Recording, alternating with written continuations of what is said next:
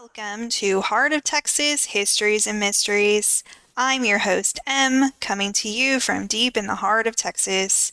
Today, in episode number 2, I'll be telling you the story of a lesser known but very spooky place in the hill country, Dead Man's Hole. Let's get into it.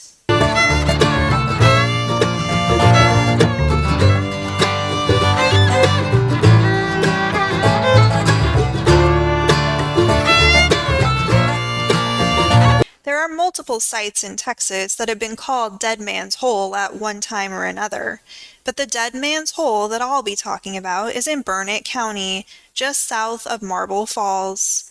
It is a natural geographical feature that measures about 7 feet wide and 155 to 160 feet deep.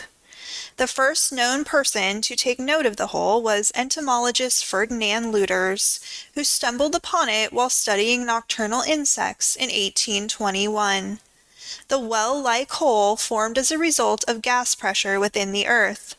For 4 decades after Mr. Lüders' discovery, the hole presumably received little attention from the people who settled in the area. But during the tumultuous years of the Civil War and Reconstruction, some locals took renewed interest in it and decided to use it for a violent purpose. It was during this era that Dead Man's Hole acquired its eerie name. While Texas officially withdrew from the Union in February 1861, Burnet County happened to be a place where a majority of voters opposed secession. In fact, the county voted 248 to 159 to remain in the Union. Central Texas as a whole was quite divided over the issue of secession. Even the counties that voted in favor of it were home to a substantial number of Unionists. These Unionists included natives of the northern United States and German immigrants, along with settlers who had come from other parts of the American South, particularly the Upper South. We know that at least some of these Central Texas residents, much like Burnet County's namesake David Burnet, later decided to go the way of their state and support the Confederacy, but many others did not. Those in this camp faced the wrath of a ring of Confederate sympathizing vigilantes who saw them as traitors. These vigilantes, who were also called fire eaters or bushwhackers, scoured the hill country in search of men deemed to be disloyal to Texas and the South. This section of the Lone Star State may have been far from any actual battlefields, but with the fire eaters riding about the countryside, plenty of inhabitants of Central Texas still experienced the Civil War firsthand. While we don't know the number of fire eaters in the area or even what their names were, we do know that they became a fearsome force, looting, robbing, and yes, even killing. One man they set their sights on was the New York-born John R. Scott, the first judge of Burnet County and a founder of the oatmeal community. It's been said that Judge Scott had 4 sons who fought for the Confederacy, but the fire eaters remained convinced that he was a Unionist. Upon hearing that the fire eaters were about to come after him, Judge Scott set off for Mexico. A man named James McMasters, who appears to have definitely been a Unionist, was traveling with him.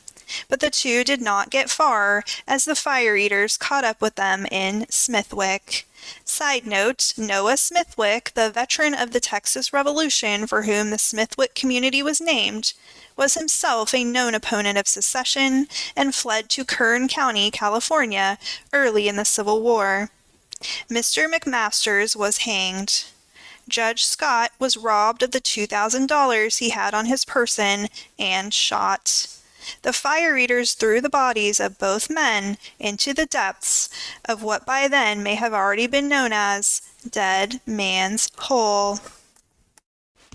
By 1863, Union sympathizers in Burnet County were well aware of what could befall them if the fire eaters so much as suspected them of opposing the Confederacy. The whisper throughout the county was, "Be careful, you don't want to end up in Dead Man's Hole." Those who sided with the Union lived in a constant state of anxiety as the fire eaters persisted in their quest to purge the area of their political enemies. Ranchers Adolph Hoppe and Henry Flower became two more of their targets. According to some sources, the German-born Mr. Hoppe, who was a pacifist, had helped a man evade conscription into the Confederate Army.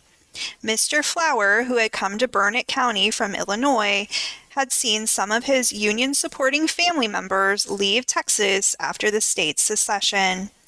The two men were cutting wood for fence posts when a group of fire eaters, along with another man who identified himself as a Texas Ranger, confronted them about rumors that they were attending, or perhaps organizing, pro-Union meetings. The ranger arrested Mr. Flower for treason, but did not believe Mr. Hoppe to be guilty and told him that he was free to leave.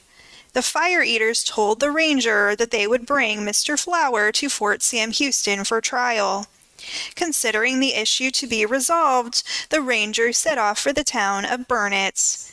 But the fire eaters saw no need to take Mr. Flower down to San Antonio for any trial, nor were they finished with Mr. Hoppe. According to various historical accounts, the fire eaters hung Mr. Flower from a large oak tree that stood above Dead Man's Hole and that bore the scar marks from ropes used in previous hangings. When they determined that he was dead, they cut the rope and his body plunged into the hole. At some point, Mr. Hoppe took off on his horse. Some sources say that the fire eaters chased him down because he had witnessed what they had done to Mr. Flower, and they feared that he might talk.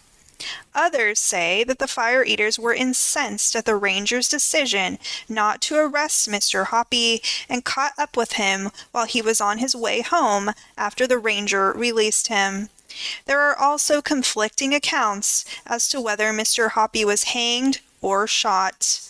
All we know for certain is that he was killed and sent to the bottom of Dead Man's Hole. It's been said that his horse returned home on its own, leading his family to suspect the worst. Some accounts state that a search party found pieces of Mr. Hoppe's horse tack on the rocky ledge of Dead Man's Hole, while others state that his wagon was found at the site. The number of bodies thrown into Dead Man's Hole during the Civil War and Reconstruction years is most commonly estimated to be 17, although historians have only been able to confirm 5 bodies being dumped there. Killings at the hands of pro-Confederate fire eaters are said to have continued for years after General Lee's surrender at Appomattox. According to legend, Dead Man's Hole became a dumping ground for the bodies of pro-Union political figures who held positions of power during the post-war occupation of Texas. There is also speculation that Dead Man's Hole was not only a dumping ground for the bodies of pro-Union individuals, but for the bodies of murder victims in general. The last body to have verifiably been thrown into the hole was that of Ben McKeever. According to the historical marker at the site of Dead Man's Hole, Mr. McKeever had a conflict with local freedmen. Although it seems quite certain that his death occurred in 1871, there are differing accounts of the events leading up to it. One version of the story is that Mr. McKeever was riding through the Double Horn Creek area when a barking dog appeared in his path, spooking his horse. Some versions of the story state that the dog bit Mr. McKeever or his horse. A confrontation ensued between Mr. McKeever and the dog's owner, Ben Shelby. It seems that Mr. McKeever shot the dog, and that he intended to shoot Mr. Shelby as well, but his gun misfired. Mr. Shelby and 3 other men, his brother Arthur, William Smith, and Ball Woods, waited for Mr. McKeever to come back through the area and ambushed him as he was returning from the home of Captain Jesse Burnham. After shooting Mr. McKeever and cutting his throat, and possibly dumping his body in another spot first, the men cast him into Dead Man's Hole. The other version of the story says that Mr. McKeever had killed a freedman during a conflict involving a dog, and that his own killing was revenge for that man's death. Friends of Mr. McKeever are said to have found one of his shoes on the ledge of Dead Man's Hole. Future Burnet County Sheriff Nimrod Miller, who about 10 years later would himself be killed in pursuit of a suspect, recovered Mr. McKeever's body. It's said that he passed out from inhaling the noxious gases in the hole. It appears that the two Mr. Shelbys, Mr. Smith and Mr. Woods, went to trial in 1872 or 1873 for the death of Mr. McKeever, but there is conflicting information as to whether they were all convicted. Due to the dangers of the natural gases deep inside Dead Man's Hole, researchers were unable to conduct any formal explorations of it until 1951. That year, 2 staff members from the University of Texas at Austin descended to the bottom of the hole. They found no bones, evidence that the 5 or more bodies there had successfully been extracted back in the 19th century, just as the legends claim.